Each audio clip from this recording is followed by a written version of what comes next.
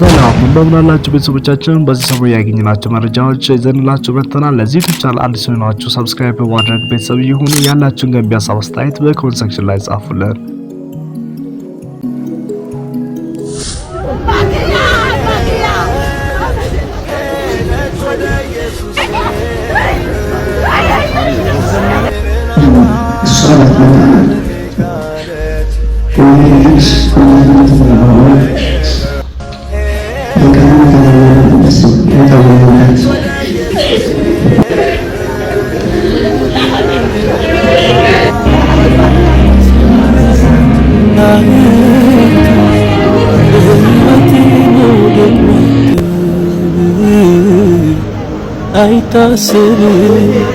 ዛሬ በአዲስ አበባ በዩጎ ቤተክርስቲያን ለዘማሪት የምስራች ስምኦን አስክሬን የሽኝት ፕሮግራም ተደርጓልና በዚህ ፕሮግራም ላይ ብዙ ነቢያቶች፣ አገልጋዮች፣ ዘማሪዎችና የምስራች ወላጆች የሆኑ በሙሉ እናቷን ጨምሮ የፍቅረኛውን ጨምሮ ብዙ ሰዎች ተገኝተዋል ማለት ነው።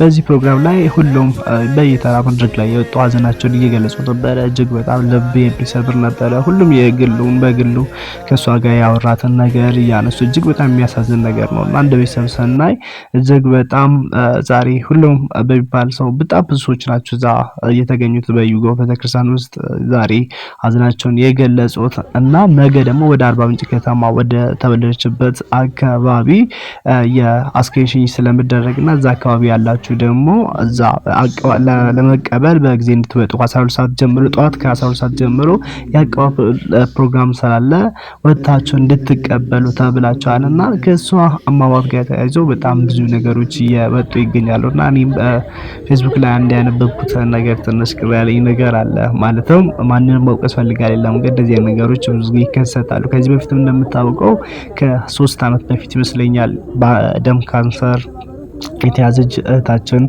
ዘማሪት መክሊት ካስታወሳችሁ ይሄ በፎቶ ላይ እንደምትመለከቱ እሷም ወደ ውጭ ሀገር ሄዳ ልትታከም ስትል ነበር። እንግዲህ ገንዘብ ከተሰበሰበ በኋላ ልትታከም ስትል ነበር አጋጣሚ ያረፈችውና ከሷ ጋርም ተያይዞ አንዳንድ የተጻፉ ነገሮች አይቼ ነበርና በተለይ የምስራች ዙሪያ ያለው ነገር እጅግ በጣም የሚያሳዝን ነገር ነውና እንደምታውቀው የምስራች ከዚህ በፊት ውጭ ሀገር ታይላንድ ሀገር ሄዳ ታክማ እዛ የመጨረሻ ኬሞቴራፒውን ጨርሳ ድናለች ተብሎ መጥቶ እዚህ መድረክ ላይ ተጋብዛ ብዙ መድረኮች ላይ እንደዳነች እና እግዚአብሔር ብዙ ታምር እንደሰራ አመስግናለች። እንደዛው የምስጋና ፕሮግራምም ተዘጋጅቶ እጅግ በጣም ብዙቻችን ደስ ብሎን ድናለች ብለን በጣም ደስ ብሎን እግዚአብሔር ድንቅ ታምር እንዳደረገና አራተኛ ደረጃ ካንሰር ወይ ደግሞ ፎር ስቴጅ ካንሰር ማለት በጣም ከባድ ደረጃ ላይ ያለው የካንሰር በሽታ ነውና ከዛ ሁሉ እግዚአብሔር አትርፏታል ብለን ብዙቻችንም ደስ ብሎን አመስግነን ነበርና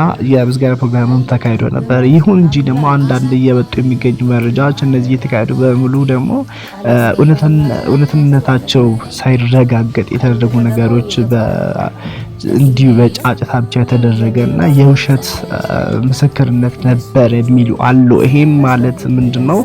የምስራች ራሷን እንድታዳምጥ ወይም ደግሞ እንግዲህ ዛሬ እሷ አልፋለች፣ እሷ በህይወት የለችም፣ እኛን ወደ እሷ ምን ሄዶ እንጂ እሷ ከዚህ በኋላ ወደኛ በጣም እንዲሁ ገፋፍቷት ነው እሷ መዳን እርግጠኛ ሳትሆን ራሷን እንድታዳምጥ ሳይፈቅዱላት ነው እንግዲህ ሁሉ ጫጭታ የተፈጠረው። ይሄ ሁሉ ያደረጉት በመሃል ጥቅም ለማግኘት ለኮሚሽን ገንዘብ ሲሰበሰብላት በተለያዩ በቲክቶክ በባንክ በጎፈንድሚ በተለያየ አማካኝነት በተለያዩ መንገዶች አማካኝነት እንደዚህ እርዳታ ሲሰበሰብላት ከሷ እንደዚህ ትርፍ የሚያገኙ ለራሳቸው ኪሳቸው ለመሙላት ሐሰተኛ ጴንጦች ናቸው እንደዚህ ያደረጉት። እሷ በዳኗን እርግጠኛ ሳትሆን በተለያዩ ሐሰተኛ ነቢያቶች ድንሻል በማለት ክትትሏን ሳትጨርስ ወይም ደግሞ የሚያስፈልጋትን ሕክምና ሳትጨርስ ነው እሷ እንደ ዳነች አርጎ እንድትመሰክር ገፋፍቷት ነው ለዚህ ሁሉ የዳረጓትና አንዳንድ ጊዜ ውስጣችንን ሳናዳምጥ ትክክለኛው ሳናገ በሰው ግፊት ሰው ስለገፋፋን ብቻ የምናደርጋቸው ነገሮች መጨረሻ ላይ ዋጋ እንደሚያስከፍሉንና የምስራች እህታችንም ገፋፏት እጅግ በጣም ጊዜ ያሰጧትም ራሷን እንድታዳምጥ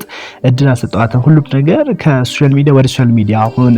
ታከበች፣ መጣች፣ ወዲያው የተለያዩ መድረኮች ላይ ተጠራች። ከዛ ፕሮግራሞች ተደረጉ፣ ዳንች ተባለ ብዙ።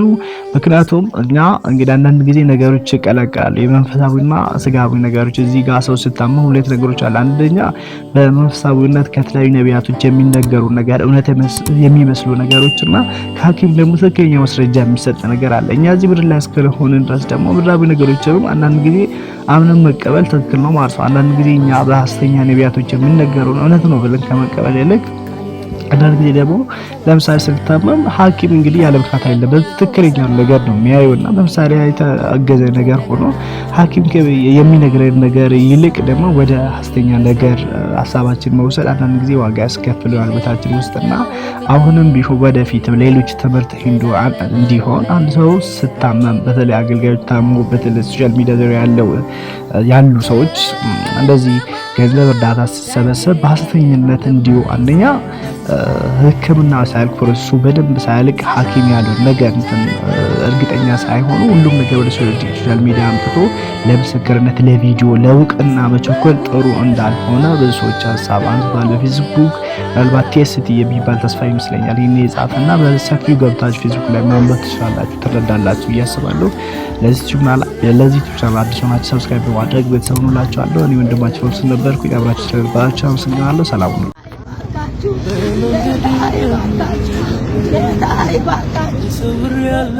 መላእክት በሕይወቴ መውደቅ መጥብ አይታሰብ ሰላሜ ኢየሱስ ሰላሜ ኢየሱስ ረፍቴ